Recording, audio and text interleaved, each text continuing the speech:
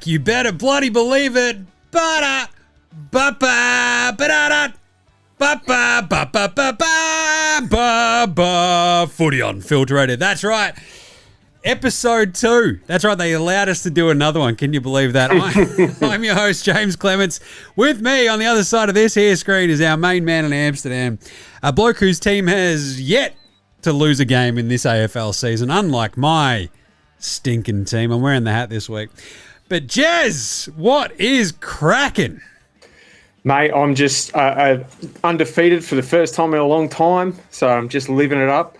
I went to the city the other day and I was walking down and I saw Harris Andrews and he had his back to me, and the next minute I was on the ground concussed. I didn't see what happened, but apparently he got me with a stray elbow. So, yeah, don't know. I was wondering why there was a golf ball growing out the side of your head. Yeah, you got to watch the old attack from Harris Andrews. So I love the we'll get to this in a second, but I love the disc. Like, this is my favourite thing about doing Footy Unfilterated is that footy discourse is so dumb. And we're not going to make it any smarter. Like, you come to the wrong place if that's what you're looking for. So if you wanted Lee Joey Montagna telling you numbers he's read off a screen, they're not going to be here. But I am going to tell you why everyone else is wrong. That's what we do here. So footy is officially back for everyone this week, which is very nice. But today's show we'll do a very quick round 0 wrap, basically covering everything that happened. We'll set you up for round 1. We'll do some awards from week 0 as well, round 0. But that's basically what we're going to do on Footy Unfilterated, right? Like, I think my biggest thing for it each and every time is essentially just going, what happened in footy? What matters? And like, for my brain, because that's all I care a lot about my brain, and that's about it. As that's kind of how these things go. But basically, like so many other shows out there, just tell me what I care about. Like, what matters? Just let me have it. So that's going to be it. And we're also going to track our picks. Jez has already got a lead, so yeah, not great. Anyway, let's dig in. It's footy without the ball. It's Footy Unfilterated. Oh, yeah. All right, let's do it. Jez, how excited are you now that footy is officially back? I'm pretty excited, but I could be more excited. Yeah? Well, I mean, if all the teams had played this weekend, imagine how excited we'd be. I might not be as excited because we might not be undefeated. That's it. But how much better would it have been if we had a game on today? So I think the whinging about opening round 0 is, for the most part, stupid, but it's also because they've now bastardized it and went, we've got to have one in Melbourne. It's like, well, if you're going to have one in Melbourne, have it on the day that everyone has off, you idiots. Exactly. What are you doing? Because I think I really, really enjoyed the spacing of this week, and a lot of my footy brain really, really enjoys having a very straightforward approach to when's the footy on and can I watch it? And the answer this week was mostly yes. The footy's on and I can watch it. I didn't mind the fact that we had the Grand Prix on Sunday afternoon made it very easy to go, and now there's footy. This is great. I didn't need the early footy game on the Sunday. We had the Grand Prix and then we go straight into St Kilda Collingwood.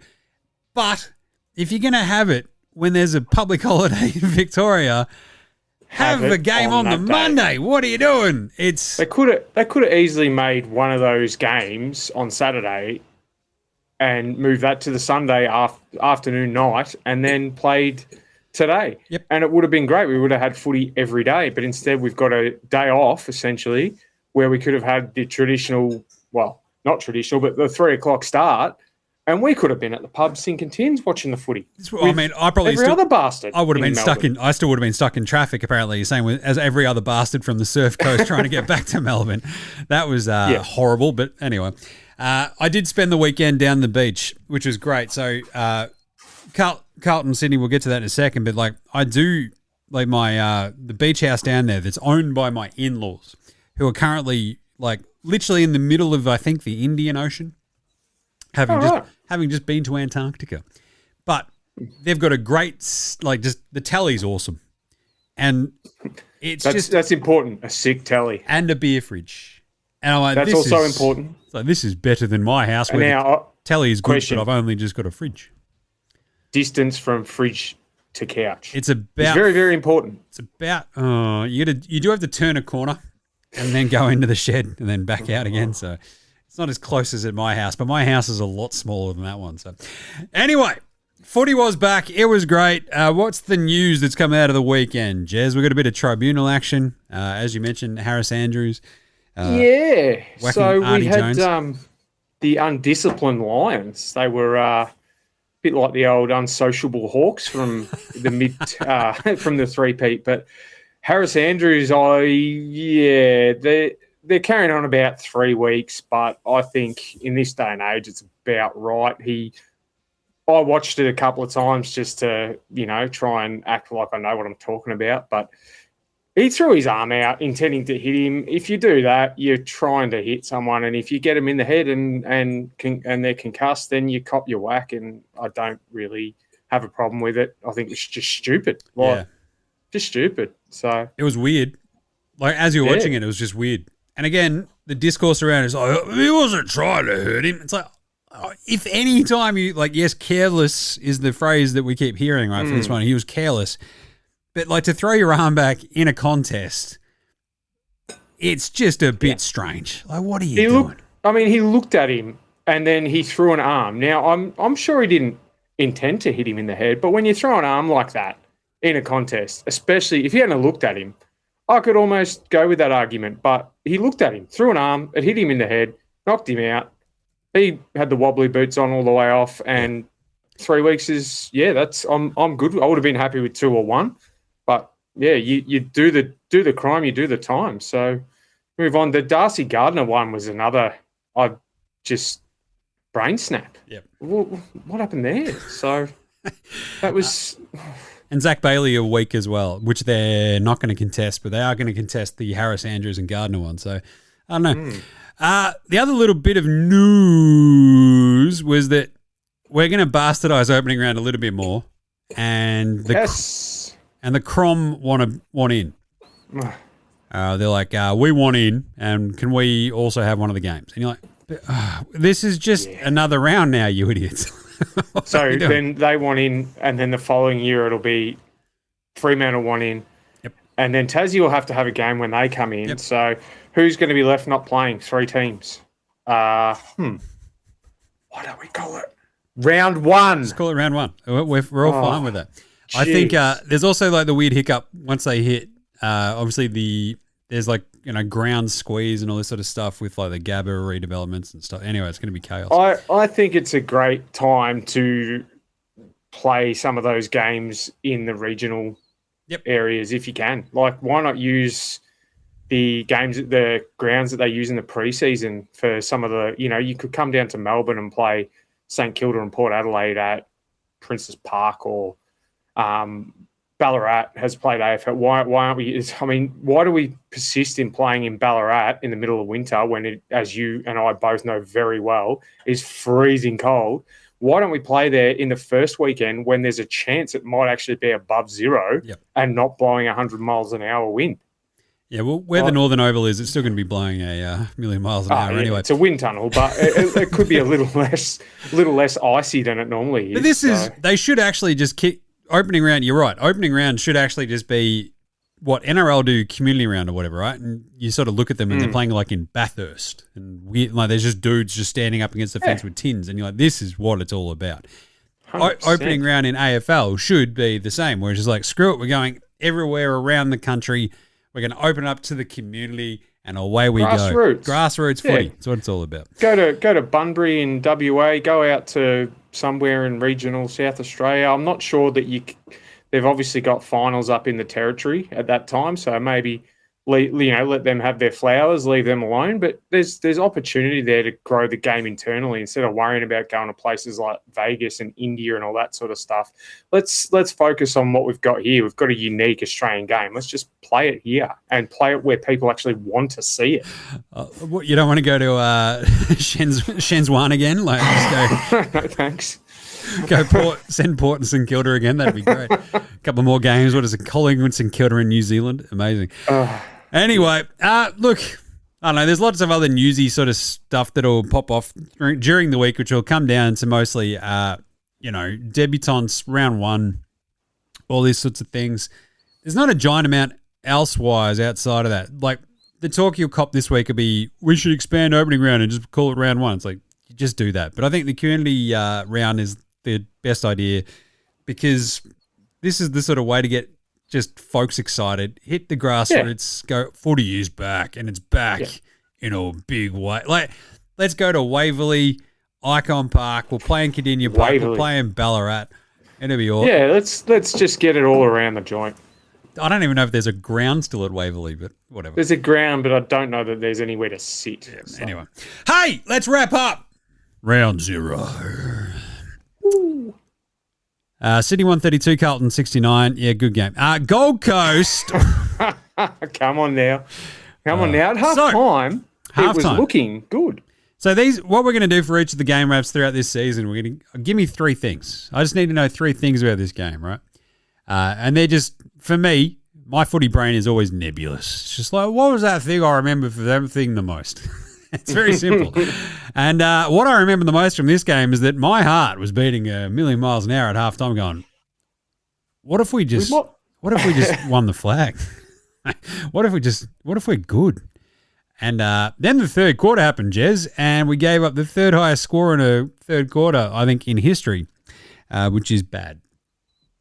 Yes. And we got obliterated and looked completely overwhelmed and had no answers. And Sam Doherty was then played on Dan Gorringer's show without his knowledge, which is definitely illegal. So then all hell broke loose, and you kind of realizing, it's not good.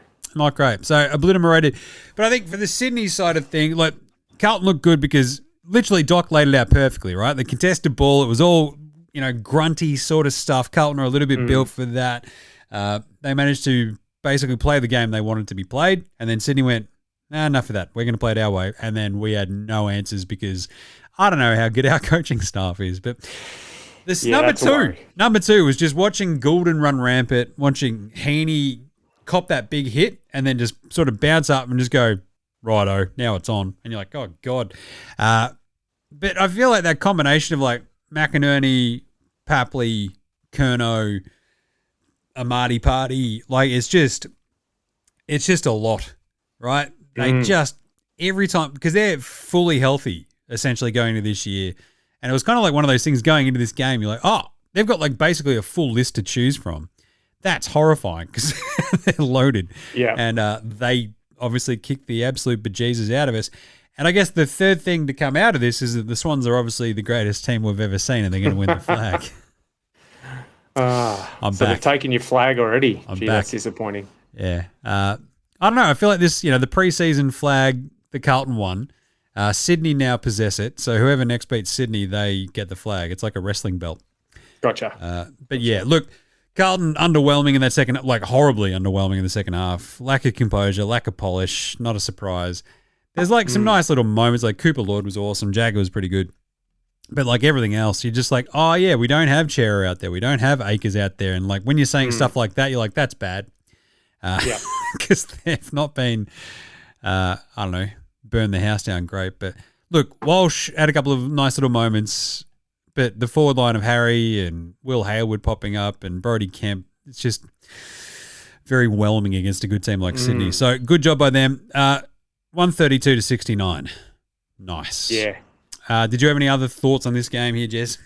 Oh, I had quite a few thoughts. I was a bit with you at halftime going, I was joking. Carlton, are they this good? But Sydney, you hear that saying, they flicked a switch. They were two different sides. Chad Warner was good from the start, and there was a few others that were here and there. Brodie Grundy, I thought, Pitney started well. I actually thought he was doing really well, getting on the scoreboard. And then once Sydney decided to turn up, all the influence that Pitney had was gone. Yep. He basically, Grundy broke even, got himself on the scoreboard. So that was one sort of big thing for me. The Swans, that second half, they're back. There was players in their side like Nick Blakey, who didn't have a great year last year. Even Papley was off last year. Quite a lot. Goulden wasn't at his best. Second half, they were as good a side as any. They were grand final type side from the year before. The other one that is a worry, and I'm not sure how as good as the Sydney forward line were, and Curnow, he did his job. I don't think he was awesome, but he played his role, and that was all he needed to do with that forward line. Harry was underwhelming, and I was a bit worried. He snagged the goal late to make it look a little bit respectable, but when they needed him, he was nowhere to be seen. Yeah. When he's marking the ball up at halfback, you know they're in trouble. Yep. So, 12 goals, 3 in the third quarter. It's just, I was at the, just this point, just going, what, how, just how? Like, this is horrible. And then I think you had the sort of double goal where they gave it the 50 after the. There was two of them. It's like, Jesus, what are we doing? Anyway. And yeah. So that stunk. It stinks. It stinks. What are you going to do? Good job by Sydney. They're winning the flag. Best team we've ever seen. Gold Coast 125, Geelong 69. Nice. Back-to-back 69s. Woo! It's a party up in here. Give me three things. Christian Petrarca. He's very good still at football. Yes. Up there cooking a tropical feast. Bloke went full surf and turf, I reckon. That was, I don't know how that fits into his Italian cuisine, but I don't know. It was incredible. That was awesome. But really, it was like, the Ewlands doing a very good job across the wings, down the back. Bailey Humphrey carving it up from the get-go. But Noah Anderson looked incredible. They didn't have Matt Rowell, obviously, with his busted finger. Took Leo Lombard, wins the, Rising Star nomination. Ben King. He was amazing. It was awesome. Was just off the chain. It was great. Just were incredible. And you've just got Petrarca going, well, you don't have Matt Rowell this week, so I'll just be awesome. Check this out. You're like, oh yeah, you are incredibly good at footy. And then so first one was Petrarca, second one was everybody else on the Suns being unreal. Mac Andrews getting paid $1 bajillion and was just sort of like, oh yeah, there's Mac Andrew. Look at him, he's doing good stuff. Yeah. And you're like, all right. But Geelong, the one thing about them is just they didn't have Danger, they didn't have Jez, and they still looked old and slow, which was weird. Yeah.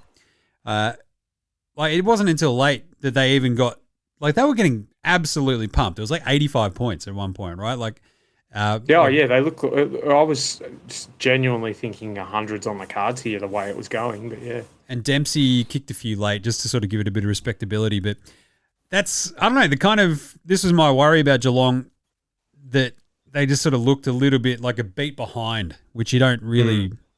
Sometimes this happens to the Cats though, and then they'll just turn around and still make the grand final. So, of the two teams that lose this badly and score 69 points in the first two games, you feel much better about Geelong's ability to bounce back than Carlton's, because the track record is there, and they didn't have Danger, they didn't have Jez, and you just have these moments of look, I think they'll be okay, because maybe the Gold Coast Suns are just an absolute whirring death machine of awesome.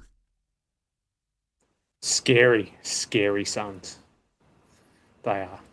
They didn't have Jed Walter. They don't need a bunch of their dudes. It's awesome. Anyway, any thoughts on this one, Jez? Well, I just go back to what we spoke about last week with the guys that they gave up. How when you look at, and obviously there's a few other games we're going to go through, but you look at the Flanders and the Buttericks and those guys that have played already and the impacts they had for the team, Gold Coast didn't miss them. That Zeke Ewland, Bodie Ewland, they looked the same, but thank God they got different numbers. But Zeke Ewland for a first gamer was unreal. Bailey Humphrey, I can see why they did not want to let him go. He's taken another step. He looks awesome. Unreal. I think even Ben King, I didn't think he was that good, but he still ended up with 4. He just did what he does and kicked 4 and. Their defense is really solid. Yep. They're really hard to score on. They still have those sort of moments where they let one through that you go, oh, shit, you shouldn't have done that. But that's a young team still sort of heading in the right direction. They're so quick off like halfback and stuff. It's just amazing. It's so good to watch. It's so good to watch. I love watching the Suns. I really do. So nice. GWS 122, Hawthorn 95. The Hawks sort of, I don't know what, clawed this back a little bit, but Jake Stringer. Stop it. Stop it. I was weirdly prophetic. I think did the prediction show at the start of last year. And like big call for that this season, essentially for GWS, was that Jakey Stringer wouldn't kick more than 20 goals. And I think he ended up kicking only 24? 25, I think. 25, yeah. There you go. So something like that. I think I was right there for most of the year until like he kicked a couple late. So anyway, but he was great points in this game, which is crazy.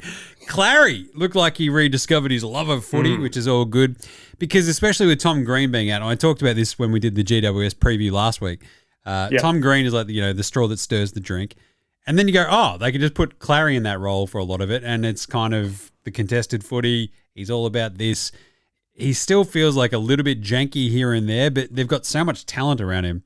Like when you just roll Whitfield and co through there again, you're just like, they've just got a lot of dudes. And I mean, so one thing is Jake Stringer, amazing. 2, Clary. And then 3, the Hawks. This is like the game where I'm like, that's why they went after Zach Merritt. I get it. There's a big hole there, isn't there? And, I don't know. What did you think about this game? I think the Giants, their forward line is dangerous. You've got Jesse Hogan. If Stringer, this is a thing with Stringer. He did this at Essendon. He would play a few really good games early and get your hopes up. And then when you needed him, my hamstring. Yep. But I think that unlike Essendon, the Giants have actually got talent in their forward line, so they don't need to rely on Stringer like Essendon had to. Jesse Hogan was serviceable again with 3. Jake Riccardi, who I noticed in the preseason they were trying to play through the ruck as well, which is very interesting, but he's bobbed up with 3. They've got Cadman, who didn't play. They've got Toby Green, who didn't really impact the scoreboard. Apparently was on his best behaviour, according to an article I read earlier, but that's Toby for you, I suppose. But they've got all these options. And again, like you said, they've got midfield options. They've got Canelio, who got on the scoreboard. They've got Oliver. Tom Green's out, but they can just plug Clary in. They've still got Josh Kelly, who can't get on the park. If they can get him for any sort of time, it's going to be crazy. The other thing I noticed at this game is I noticed that there's a new goal umpire in the midst, Tom Hanks. Tom Hanks was in the crowd giving the old 2-gun salute for a major. So it's a bit weird. I'm like, I feel like we're just going to redo Forrest Gump, but instead of like playing for Alabama, he's going to be playing for GWS or something. It's good. Clary had 10 clearances in this game. It's just clearance king. Chaos. Yeah. I think he's suited to their game style. He just you can see how he fits in well. The other one who I thought was and it's another ex-Bomber, but Jaden Laverty just sort of slotted in there like he'd been there forever. So I just like saying his name, Jaden Laverty. Yeah. It's like, who are we getting beaten by? Jaden Laverty. Yeah, it hurts my heart, but here we are. Anyway, look, absolutely, like the Hawks vibe, though, just felt a little bit janky. You had Ginnivan, you had the Wizard. It felt, I don't know, just really inconsistent. Like so much of their stuff last year is just like, it felt like better than the sum of its parts. And this game, they felt like all of their parts, just completely separate. And it was just it's almost strange. Like they're sort of believing their own hype a little bit. Felt like that. Good win by GWS. Brisbane Bulldogs. We finally got a good game. This game rocked. Brisbane 106, Dogs 111. You beauty. 3 things. Give me 3 things. The Bont. The Bont is good. Absolute stunning gear from him. But I think the biggest thing about that is that they had blokes just sort of go massive all around him as well. Like Ed Richards is awesome. You had Libba, obviously, as per usual, being very well. Like Kennedy was incredible early. He had like 10 touches like before you could blink. Do you still find yourself saying Carlton?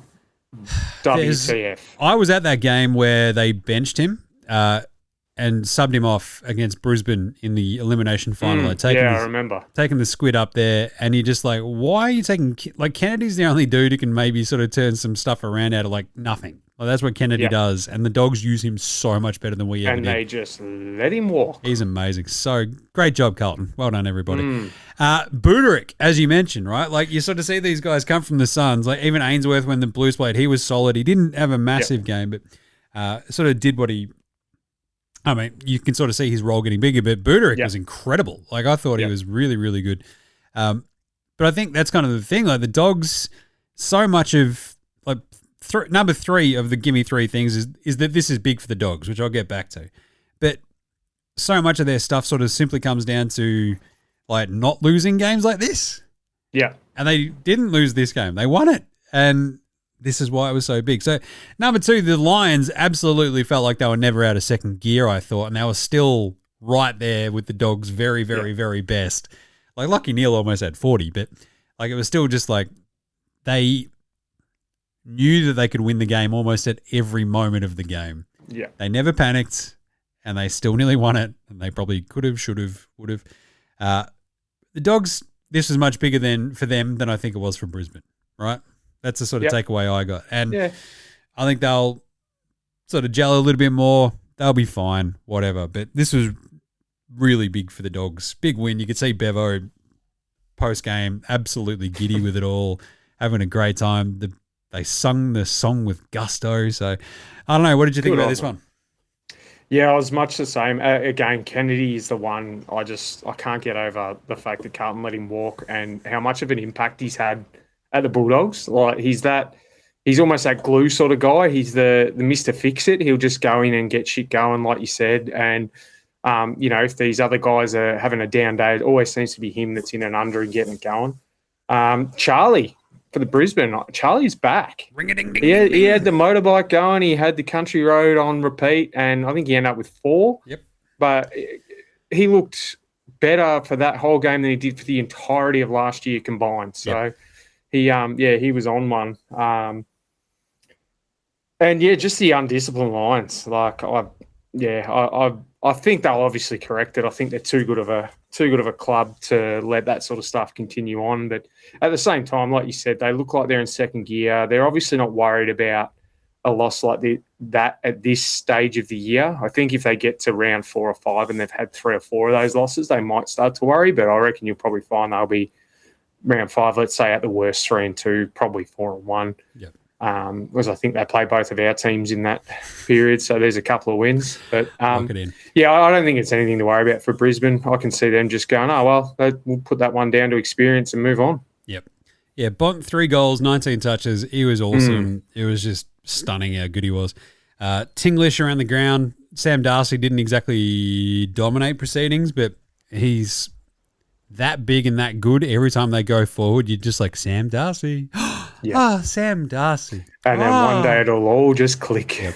It's like probably against Essendon. He's Arthur Fortune. Sam Darcy. Yeah. I just want them to want everyone to look at me the way they look at him. There you go. That might be our first Simpsons deep cut of the show, which is good. Awesome win for the Dogs. Great start to their season. The sort of win they need. And then the Pies, the old Pies, 78. The Saints, same old St Kilda, 66. Give me 3 things here, very easy. Dacos, Naz, Pendles, boom. That's my 3 things. Dacos had the easiest 40 touches you've ever seen. They, sent Garcia to him in the second or for a little bit. Was it the second or third quarter? Second and third, I think they tried it. And just like a little bit of time, and it was just like, that sort of worked. And then outside of that, they demolished him. Naz was really well held by Perryman, which is really good. Did an awesome job on him. And Pendles, they went, wait a minute, we don't have a sub. We'll just sort of ease him into the game. And then turned out that worked pretty well because he was awesome late. I think he had 5 goal assists in the second and third quarter alone. Did you know that he used to play basketball? It's stunning. Lucky right? I got a backrest because I would have fallen off my chair. No one has ever mentioned that. Never. weird. They've also, you notice they haven't mentioned that he's 38 years old and he's about to break the game's record. I didn't know that until this week. I think was this the game that he tied Michael Tuck? I think. I believe it's the game he went past. Right, he went past. Yeah, I think so. I think he's 4:27. Amazing. So he's only got old mate Boomer to chase down now. So. Unreal. That's awesome. Good on you. Yeah. But like, I think those are the three big things, right? Like the Pies manufacturing 78 points. A lot of what we talked about last week about their sort of season ahead was I'm watching this game. This is what we were talking about. All of this. De Goey. Like he was so important to all the stuff that they were doing, right? You're like, this is chaos. Steel side bottom. The Saints, though, this flip side of like, you could sort of feel like the different moving parts being added to it, just not quite fitting right just yet. And that's sort of like, oh, all right, well, this might take a little bit of time to sort of gel. TDK was solid, but Naz was obviously just really well held by Perryman. Yeah. And I mean, this is the thing where the hype is so real, and they go, well, just run a negating roll on him and we'll tag him out of it. And he was still good, but he wasn't great. And you're like, yeah, they kind of need him to be great to have that much of a chance because they're not they're not rolling in awesome midfielders. No. He's fantastic. But the cool thing, I think, for the Saints was like, yeah, it's a bit of a kick in the guts, same old sort of St Kilda vibes.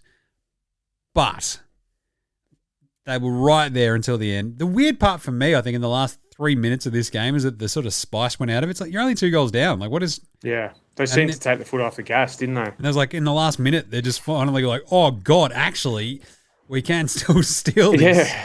And they sort of just didn't quite have it. It was like the last 2 forays into the 50, it was like a shank kick by Naz and then like another shank that went straight to the Pies. And you're like, oh, I guess that's that.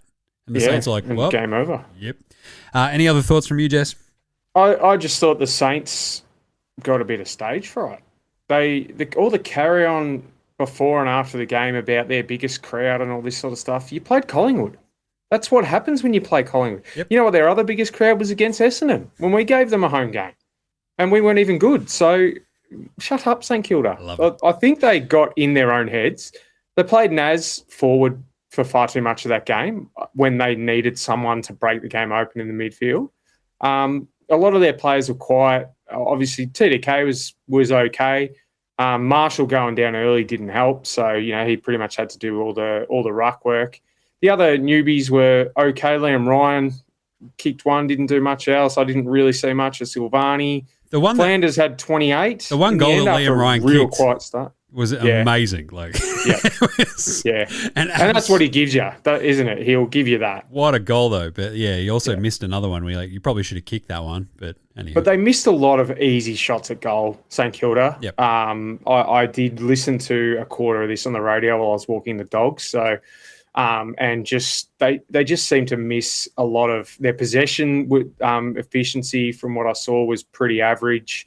And Collingwood, they were just all over him. Like steel side bottom at one stage, I think he pulled off a left foot kick to Schultz around 3 defenders, and it was just pinpoint. And that summed up the whole game. That Collingwood, they've been there, done that. St Kilda want to be where Collingwood are, and that's how it is. Yeah, it's games like this with like all that experience of like Houston and Crisp, side bottom, Pendles. Like it all sort of just. It becomes much more additive, and like they're not afraid of the moment. Whereas the Saints, they're still learning about that, right? Yeah, and it helps when the Dacosses have 77 touches combined. So not bad. All right, let's give out some awards from the week. Then Gablett Areas. This is your best on ground of the week Easy for me. It was Petrarca. I wrote this down like the day I think he was like, I'm just like, Petrarca's winning this one for me. And Bont put his hand up to sort of go, hang on, Jim, check this out. But I think Petrarca ended up with 3 goals and 34 touches. So, yeah, he wins it for me. Just gives that Gold Coast team like a sort of a superstar heft that they haven't ironically had probably since Gablett, right? Like they've got so many good dudes. They've had other dudes sort of cycle in through there. But that absolute A-grade super duper star – they kind of just added because Melbourne are morons and he nearly died. Like, it's such a slap in the face. It's like, hey, remember how I died? And you kind of guys were just like, hey, is he all right? Just, Can you go back on? It's like, go back on. Please? We're not going to check up on you in the hospital either, just FYI. But, yeah. And we're not going to tell your wife that you might die. Nothing sus. Good job. But Petrarch was incredible, and like I Unreal. was stunned by how good he was in that game. So that was awesome for me. What about you, Jess? Well, I was going to go with Petrarca because he just dominated and looked like he enjoyed it too. But and again, Bont put his hand up, but I've gone with young Nick Dacos. 41 touches on the big stage, just showed St Kilda how to perform in front of a big crowd like that. So I think he's got his first 3 votes for the year. So going to be hard to beat if he keeps playing like that. I did like a lot of the reporting after it as well. It's like, this is why we changed our best and fairest voting system because we just want him to keep on winning it. Because Darcy Cameron won it last year or whatever. Was it Darcy Moore? One of the Darcys, I feel like. I think it was Cameron. Yeah. I'm pretty sure it was Cameron. Anyway, Spud of the week. Spud. Who spudded up? Sard. Woof. This is the thing about the Blues as well. Like, when they don't have that sort of run and gun off the back from Sard, obviously no Nick Newman just yet. McGovern is sort of all over the shop as per usual because he's Mitch McGovern. But Sard, like, when he gets going, when he's absolutely flying around, like, that's when the Blues are at their best. It just never happened. Sputtered it up. Bit of a shocker. The other one was Oscar Allen. Like, didn't have much of an impact for, like, a dude where you're, like, sort of bending over backwards to go get him or to steal him from the Eagles. And again, to sort of fit into that Joe Danaher role, they're very different players, but I was expecting a little bit more from Oscar Allen 2+, which was his nickname for years and years and years. But I don't know, there's some other sort of spuds floating around, but they're probably the two that stood out to me the most watching these games. I'm like, just do more. What are you doing? Come on. Oscar Allen seems like a real weird fit there. He just doesn't seem to fit they've already got, as I mentioned last week, they've got Hipwood, who's obviously out. But Logan Morris, I'm not sure that I don't know. I don't know that they needed Oscar Allen. So, but obviously they wanted him and they're going to work out a way to get him in there. And maybe that's all it is. Maybe he just needs to play a bit of footy. Like, he's obviously missed, half of last year, and I think the most amount of games he's had in a year is 11 in the last 3 or 4 years. So Brisbane have obviously got some sort of magic pills up there that they get these injury-prone players right. So we'll see what happens. Maybe he just needs to get on the whatever the juice is they've got up there in Queensland and get his body right and go down to the farm with Joey and not watch TV. Love it. Just hang out. Yeah. Just vibes, man. Just vibes. How about you? Who's your spud of the week? I'm going to upset some Geelong people here because I know how much they all love him, but Bailey Smith. Bailey Smith. He had a little bit of it, but he had absolutely zero impact on that game. I think the grand final performance is in his head, and I hope for him, and because he is so good to watch, that he actually pulls his head out of wherever he's got it at the moment. But I can see the cracks starting to appear down there with Bailey Smith. So interesting. That's a good one. That's a more high profile one that I would have picked probably from, like, Brad Close, I think, on Geelong was the one I'm like, what's he doing? What's he doing? I went and I like thought about that, and I went through the stats, and I thought, and I looked at Bailey, and I thought he still had, I think he had 18 or 20 or something like that. But I'm like, when I was watching the game, he didn't actually do anything. Yeah. And when you're that high profile of a recruit, he came, second or third in the Brownlow last year. He was, aside from his grand final, he basically was unreal all year. In the first game of the year against the team that is now, believe it or not, the premiership favourite, to not even fire a shot. And again, he started carrying on late when the game was well and truly over. It's like, come on, mate. Like, that's when I'd be pointing to the scoreboard and saying, off you go, little fella. Yep. Have a look at that and take yourself off to the bench. I think you've tied the headband too tight today. Oh, I think he might have, yeah. So. Nice. All right, better than Bootsma, who was a good young bloke who's not sending pictures randomly on the internet. Don't do that. Jagger, obviously. But that's too obvious. It's pretty good. This is the thing that we did. So NBA Australia, obviously, we do better than Lonzo Ball, the super hypey kind of dude. Boots is maybe not that dude either, but it's alliterative. So I'm going to roll with that for the minute. Cooper Lord, however, for the Blues was awesome, especially in the first half. First half is very good. Absolutely everywhere, doing lots and lots of good stuff. Drops off. But then, obviously, the rising star nominee this week was Leo Lombard. He was absolutely amazing. And very good. I think I talked about him pretty quickly on the AFL Supercoach show that we did the end of last week. And I was like, all right, this is the awesome thing that we get for round 0 is it's a free look at players like Leo. And you're like, what's his role going to be? Like how much do they trust him? Because he's still like 19, right? Like he's super duper young. And he had that Cyril type aura about him whenever he went near the ball. You're like, oh, what's he going to do? I didn't know who he was until I watched that game, and I was, pleasantly surprised. He was awesome. Yeah, so he's better than Bootsma for me, obviously. But Cooper Lord gets the initial nod early on. That was really, really, really good. Enjoyed that from him. But Leo Lombard, what a gun. How about you there, Jess? I've pulled one a little bit from left field. I've gone with, from the Giants, Joe Fonte. Joe Fonte. So he was named among their best. He had 22 touches. 9 marks and a tackle. I just thought he was solid for a young bloke. Came in, did his job. I believe he's only played a handful of games. I could be wrong. Let me just have a quick look. He played most games played 23 games since 2024. So he's been, there and thereabouts. But I just thought he was good, solid contributor. I almost went for Phoenix Gothard, who kicked that goal in the last quarter there. But when I sort of went back and had a look through, I thought, that was all he did. So maybe I'll find someone who actually performed well for the whole game. But he was good through the middle of the game, I thought, when Hawthorn was sort of pressing a little bit. I thought he was really good. Good, solid performance from a young player. So love it. It's pretty good. I was also sort of kicking the can on like just a couple of the other dudes, and he's like, oh, who had more of an impact though than Leo or maybe Cooper? And it just, you can't, like, you could easily just go like, give me an Uland. It doesn't really matter which one. And then I'm like, their haircuts are just too Gold Coast. Yep.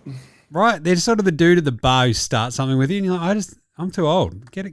What? Shut up. Yeah. They look like they've just come straight from the polo or something like that. I love it. Right. That's it. Week 0 is in the bag. Round 0, Dunskies. How about round 1? Should we preview this, Jez? What do you reckon? Let's do it. Yeah. Right. Footy's back. We're starting on Thursday with the traditional Carlton Richmond. And I'll tell you what, I will be at this game. I wasn't planning on being at this game, but the Squid is playing Auskick at halftime now. Hell yes. So very exciting. That is awesome. He's done it once before, and again in a massively high-profile night game. He was like halftime at Carlton Collingwood last year, where we got obliterated. That's awesome. Hopefully, aside from that, hopefully, Carlton can actually win this one. I remember doing the back in the day. It was Vic Kick and playing at Waverley for Carlton of all teams. What a team! And it was back when they had the two. We played Carlton against Melbourne, and they used to do the half ground. So you'd have the main goals, and then you'd have another set at the halfway mark. And I wore number 1, and I was playing full back in front of the Carlton cheer squad. Wow! And every time I went near the ball, I got the whole Carlton cheer squad cheering for me, and it was one of the best things I've ever done. So I hope the young fella has an absolute ripper time, because it's one of my oldest son got to play. I think he kicked a couple of goals and did what he does, but he said the best thing back then, he's a bit too old to be talking like this now, but he said the best thing he did was high-five the crowd on his way off. So nice. That was his memory from that back when he was 6 years old. So unreal. Awesome. Ripping time for kids. I can't believe that you got to be the greatest fullback of the century. That's incredible. Got me name in the footy record too. That's got to be, that's one of my life achievements. Yeah, Don't tell my wife and kids. I do like the simple idea though. Yours kicked a couple of goals, high five the crowd. The Squid, when he played last night, he didn't get a touch. So this time, hopefully, He's been practicing over the summer. So Participation. That's what it's about. He tries hard, which is good. So the Blues are 18.5-point favourites against the Tigers, which is very low, and it's probably a lot lower than the look-ahead line would have been after they got their heads kicked in by Sydney. My fear for this game, Jez, is that Richmond do the thing where they play their best game of the season in the first game of the season up against a team that has very large holes in it and has the mental fortitude of a paper mache balloon. So I'm a bit worried, but... So you're confident? Yeah. So I'm like, do I accept this for the Squid for the halftime thing? Oh, God. Because, look, Carlton should be better than Richmond. They should win this game. The 18.5-point line is pretty terrifyingly bang on. The Tigers, it feels like this could be the win if they just, like, if everything sort of clicks, right? Like the off-season that they've had, it all sort of just works. And they did it maybe 3 or 4 times last season where they played and you watched them and you went, that. And all the young kids just gelled, yeah. Like you got Lawler going absolutely ham and just all this sort of stuff. And that's what my fear is, that they just do that to the Blues. Flip side, Carlton bounce back from that, have the game under their belt, play better.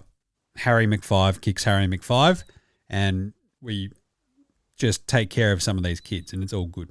So I'm going to tip Carlton minus 18.5 and hope for the best because, yeah, hopefully it's much more like the first half of last week than the second half. What about you, Jez? What do you reckon? I am going to go with you on that one. I'm going to go the Carlton minus 18.5. I think that Carlton were looking pretty good for half a game, and what Sydney did to them was a team that I and ah'd about on the season preview, but I think after that game, I think they're going to probably be that top 8 side that I wasn't sure they'd be, and I think they're going to be very hard to beat. So don't be surprised if Sydney do that to a few more teams. Yep. What will be interesting is if Richmond do win, Michael Voss might be safer in Iran than walking down Lygon Street in Carlton. Yep. I reckon he probably... Because I reckon if they lose, and if they lose badly... It could be has anyone been sacked after round 1? Yeah, round 1. Technically, it's round 1. Round 1 is very aggressive, isn't it? But it could happen. Verbal meme: the New York Jets guy swiping his card at the doors. That could be Michael Voss on. There could Friday be a truckload of manure dumped at Optus Oval. Just don't let Luke Sayers send any photos. All right. What is it with Carlton people and doing that? I don't know. There we go. We're both taking the Blues, and for my Squid's sake, hopefully they do win. Friday, this is a huge round 1 game. Essendon, Hawthorn, 2 rivals, blood in the sand. Was it line in the sand? Line in the sand. Line in the sand games. Blood in the sand sounds way tougher. I'm just saying. The Bomb Rays are plus 28.5, so 28.5-point underdogs, which feels... I don't know, after last year for Essendon, probably a little bit generous. But again, I think this has been a little bit depressed after Hawthorn's showing in round 0. But it feels about right. The Hawks, a little bit off the boil this week. The Bomb Rays with a bit of the air of pre-season optimism still floating around them. It hasn't yet been popped like it has for the Blues. So I don't know. How do you feel about this game, Jez? Well, I mean, the Hawks are 0-1 and they're coming up against the undefeated Bombers. So I'm going to back me boys. I'm going to take them to cover. I have absolutely zero confidence in them doing so, but I'm going to give them the benefit of the doubt. As I said last week, I was happy with what I saw from the young kids last year. And if we can take a few steps forward, so if we get done by 3 or 4 goals, but we give a bit, then I'll be happy. If we win, I'll obviously be happier.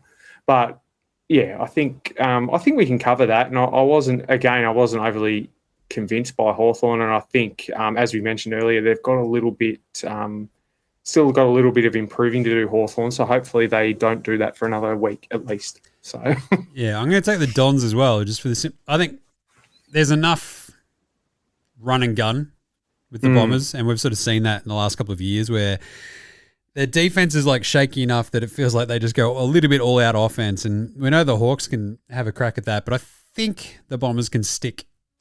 If they don't win it, I think they can keep it at least respectable. Yeah. And I think the 28.5 is like keeping it respectable. So I'll take that. The sidebar to this one will be how Zach Merritt goes up against Hawthorn. I think that the AFL missed a trick by not making this an opening round fixture, especially after all the carry on with Hawthorn missing out on him. And I would love it, as not just as an Essendon supporter, but just for the theatre of it, if he went out there and got 40 touches and absolutely torched them, that'd be hilarious. So one thing we didn't have in the news section was how I think for Secret Santa, Zach Merritt was gifted a signed Ginnivan jersey by one of his own Essendon teammates, which is just amazing. That is the best.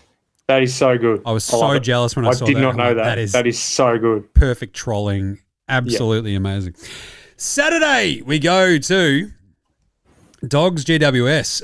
A weirdly heated rivalry because these two teams, there's no love lost here, Jez. This is a rivalry forged in the fires of, I don't know, a couple of weird finals losses and like plenty of weird, just like so many strange matchups in their past. This is Callum Ward Cup. This isn't Marvel as well, so this one's not in Ballarat, which is I think where they've played a couple of their matchups the last few years. So this is a so Callum Ward, Tom Boyd, like plenty of players back and forth between these two. And the Dogs are 20.5-point favourites actually now over GWS. I really like them at Marvel, and so I'm going to take the Dogs because I think GWS, a lot of will be made about how they have like the most travel this year. They play in the most venues, all this sort of stuff. But the thing is, I think the Dogs at Marvel, they're a lot of the time pretty terrifying. GWS, not too bad like the couple of times I've actually spied them in person there too. Yeah. But I think the Dogs just will be on one. And I feel like it's this really going from the Gabba to the Marvel surface. They should be flying into this one, and I think they win this one pretty handily. So I'm going to take the Dogs. Yeah, I think the Dogs will win, but I think it's going to be a bit closer than that. So I'm going to take GWS to cover. I was just impressed. I was obviously impressed by both teams. Like the Dogs beating the reigning premiers the way they did was amazing. But I think GWS are a bit stronger than what a lot of people think they're going to be. I think they cover all their bases well, and they seem to have a lot of sort of a bit of a next man up mentality. So they seem to be able to plug the holes so far. Obviously, a couple more injuries and that all goes out the window. But, I'm going to take GWS to cover. I think it's going to be I hope it's going to be a close game. Another cracker for the Dogs. If they can win two close games against what will most likely be top 8, possibly top 4 sides, that's an awesome start for them. So, yeah. So, Sam Taylor as well. Yep. Didn't play round 0. I don't know if he's going to play round 1. It's a strange one. I feel like they've just got that much size between like Norton. They had O'Donnell down back, and then you got roaming English.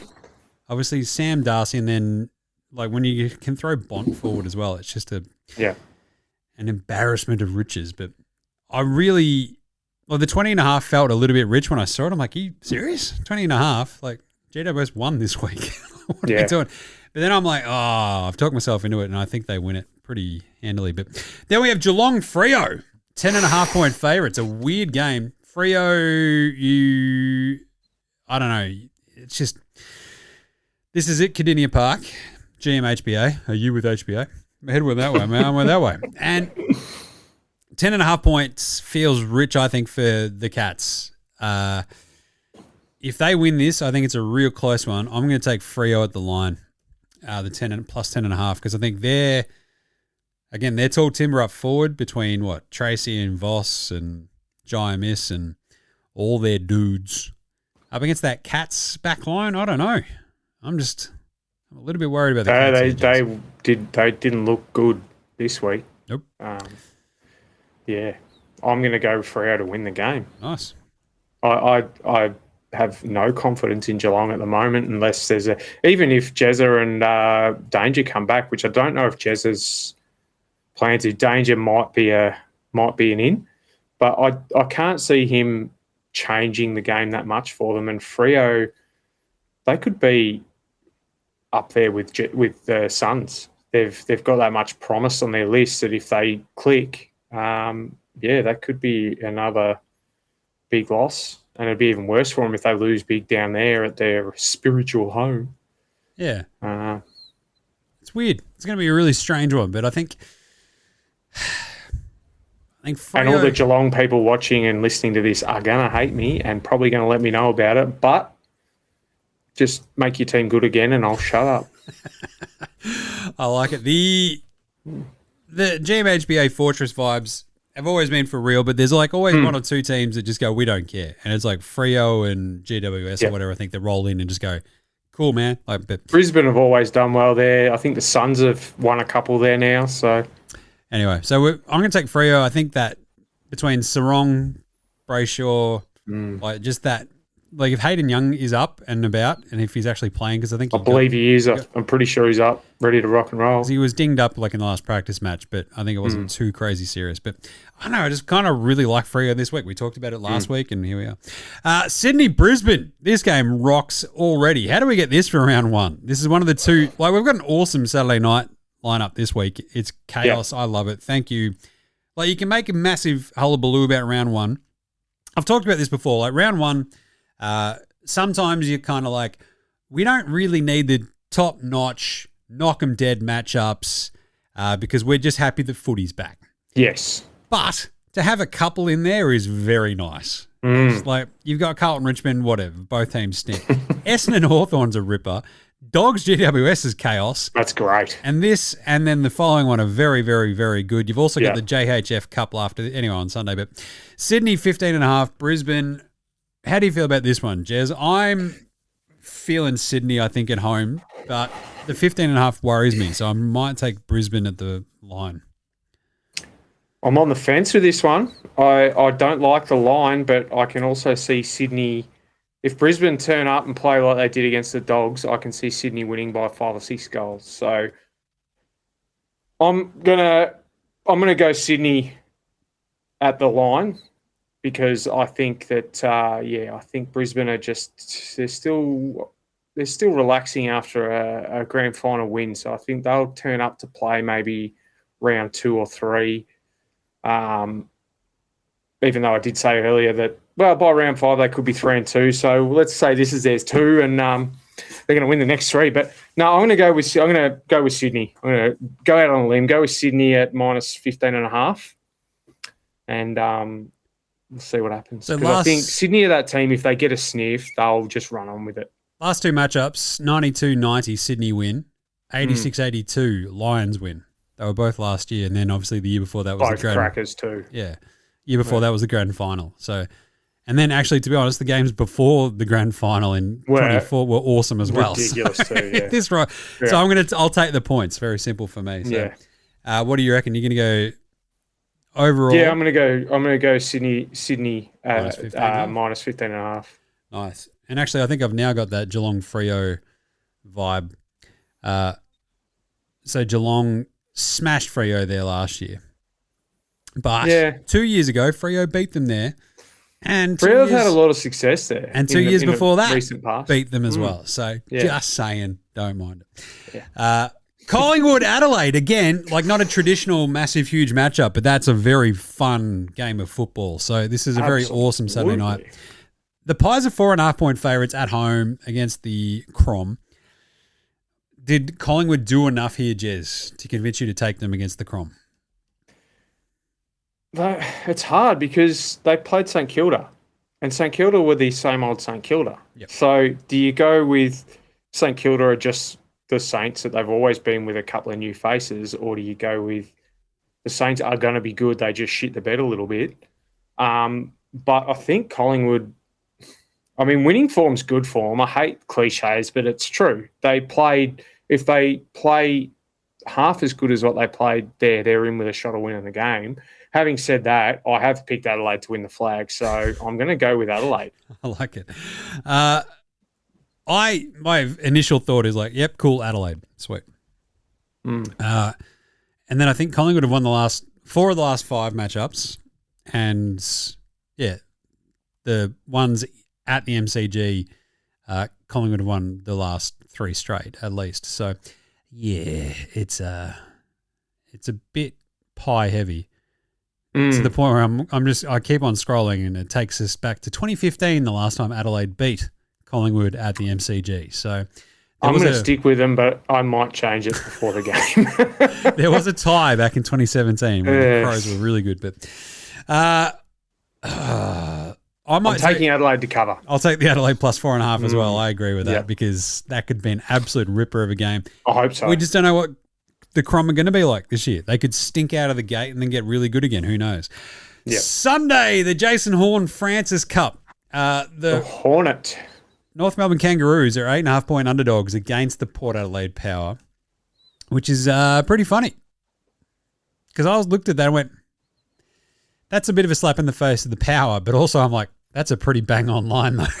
So I was a little bit, I was hoping for a little bit more value one way or the other in that one, but that's got me a bit worried because I would have, like if it was a little bit more, I would have been all over North. This is at Marvel. It's like one of those really strange early games. Port beat them only by, I think, 9 last year, so the 8.5 is like terrifyingly on point. Right. Port have obviously smashed them, though, in the interceding 4 or 5 times before that when North were legitimately horrible.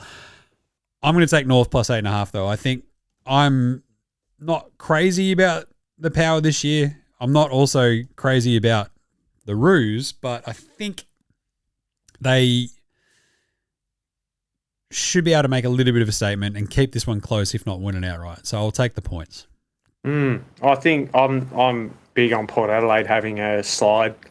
And I think if North want to show their fans and the rest of the comp that they're actually improving, this is a game they need to win. So I'm going to take North as well. Nice. I am disappointed, though, that Port didn't pick up our mate Slevo so that we would have had the first Slevo Cup. So we'll have to campaign for them to maybe pick him up next year. But, a bit disappointed in your Port Adelaide. You had a chance to do something special. So I'm officially, I've been on Clarko watch since he was literally hired by the Roos. And Clarko ball was a big thing that I screamed about for a full AFL season, much to my own humour. Roo ball, Clarko ball, and they ended up losing 18 games or something. We didn't do any big calls or anything in the initial show, but like the Clarko thing, it's wearing thin. And I'm fascinated to see how this year goes with the simple idea of like, he's a master coach. Or did he just have really good players? Did he just have really good players? Because when he didn't have really good players, he wasn't very good. So here we are. Well, that's the thing. If he goes for another, even if they win this week and then they lose the next 6 or 7, he could be. Sorry, got to do it for the kids. Yeah. My daughter's laughing at me out there. So, but if they go on a streak like that and lose again, he could be the second coach sacked after Michael Voss. Love it. He really could. So, who are they going to go to though? Can they afford it? Then we have Melbourne in the Jack Steele Cup, plus 9.5 against the Saints. That's a weird game, isn't it? I don't have too many raps on the Demons this year. I don't feel great about them. I don't think too many people do either. 9.5 felt strange right out of the gate as well. I'm going the Saints. This is also one of those lines where you look at it and go, what do they know? I think they know what we know, that Melbourne are garbage. Yeah. I'll be interested to see, obviously when a team has a new coach, it's always interesting to see how they respond or whatever you want to call it to the coach. But yeah, St Kilda, I think they've had their first little taste of a big crowd, and they'll obviously go and watch Melbourne, who will probably have a handful in the members. Yep. Some of which hopefully have listened to this. Hello, boys. You can slap me later. I think St Kilda should absolutely smash them. That should be. I think 9.5 is too low. Yep. I was stunned by the 9.5. I'm like, that should be like 20.5. Like it should be around that sort of 4-goal mark, I would have thought. But I'd swap that line with Essendon and Hawthorn. If, to be honest with you, even it's probably a little bit low for Essendon and Hawthorn, but that 28.5 would be about where I'd have that game, because I think that St Kilda should get out to an early lead and just cruise. I can't see them 0-2 to the start of the year, right? Nah. So, and if they are, well, all hell. Yep. Ross Lyon, not so funny now, is it? All right. So Jez has gone the Saints as well. Then we have the Battle of the Coasts. I love a good coast battle. Gold Coast, West Coast. Which one's better? We're about to find out. I'm pretty sure it's Gold Coast. 60.5 is the line, the biggest line of the season, obviously. And I'm not afraid to take that. I took that in a heartbeat. Gold Coast, bang, lock it in. The Eagles will probably put up a bit of a fight to kick things off. But this is in the Gold Coast. Like if this was out west, you'd feel a little bit more, maybe they keep it close. No, they travel. They're going to get absolutely smash and rated. So I'm taking my beloved Suns. Yeah, the Brandon Matera Cup. I'm going to go with. I'm going to go with your Suns also, because I think they should smash them. I'd take the line if it was 100. Yep. I think that Leo Lombard, Ben King, Bailey Humphrey, Petrarca might have 50 and kick 6. He might. It's chaos. I'm excited. All right, there you go. That's all 9 games in round 1. The picks tracking, I think, did I go 1 of 4 against the line last week, I think? I think I took the Hawks. Did I take the Dogs? I can't even remember. It's all written down on the socials, so I can actually probably just check that. But anyway, we'll be tracking the picks all season long because that's what we do. And I went Blues, Suns, Hawks. I did go the Dogs, so did you. So, yeah, you are one up because we were one different and you got it right. So, yeah. So Jez is +1 for the season, so I owe him 1 beer. We haven't discussed that yet, but yeah, it's on beers. It sounds like it's what's happening. I'm good with that. All right, Slevo's Punters Club. Mine hit last week. What did you have in Slevo's Punter Club? Was it? I had the Suns to win between 1 and 24. Oh, that's right. It did not hit. Did not hit. Mine did because I had Kerno 3+. Yes. So, and he got there just at the end, actually, which is good. Best bet for week 1. Mine was actually Gold Coast 60+ before I saw that the line was already 60. So, I still feel fine about this. I'm like, well, it doesn't have to be an expensively crazy out there bet. This is just my best one for the week. I'm just taking Gold Coast 60+. They're unreal. Sucked in. Jez, what do you got? I'm going to go for Nick Dacos 35+ disposals.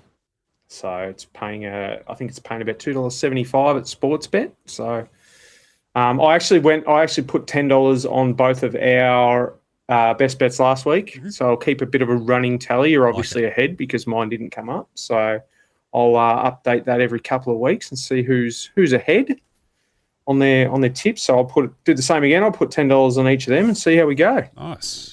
See if we can buy ourselves a slab at the end. Hell yeah. That's what it's all about. Or I have to mortgage a house again. Nice. All right. Is that it? That's it. All right. Dacos up against Adelaide 35+, Gold Coast 60+. Lock him in. That is it, though. I think we've got...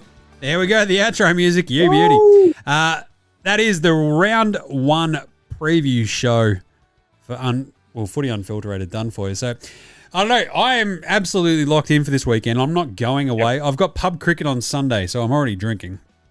But the cool thing is we've got that Gold Coast game is late Sunday. I think it's like a 6:30 start. Yes. Perfect. Six. Perfect. Yep. Come home steaming on the couch. Boosh. Check it out. Oh, yes. But I do love that the Thursday game, the Friday game, I'm going to be at the Thursday game, obviously. The Friday game's a cracker. Hopefully be at the Friday game. Yep. Awesome. So it's going to be an awesome weekend. I can't wait. Jez, you excited? I'm pumped. All right. Cannot wait. Big Kev style. Go Bombers. All right. Go follow us over on the socials. We'll keep building these up. Basically, when we've got time to do more stuff on the socials, you'll just see stuff pop up. It'll have our picks at least each week and a couple of other little things that we like. So, but make sure you subscribe on your podcast app of choice. On YouTube, jump over there. You can find it, Footy Unfilterated. You can see our mugs doing this each week. We'll do more and more stuff as well. We'll do power rankings, etc. That's a big thing that we do with NBA Australia, NFL Australia, etc. So go check out the YouTube, all the other things as well. You know what to do. Send us a message. Yeah, send us some questions, some yeah-nahs. We are going to do yeah-nahs on this show, same as we do on all the other shows. So we just need some yeah-nahs. Now that we've gotten into the season proper, we need some yeah-nahs, so send them through. Yep. All right, that's it. Jez, thanks for that. That was good. I guess for everybody else, stay off the rubbish gear. This is Footy Unfilterated, and we will catch you next week.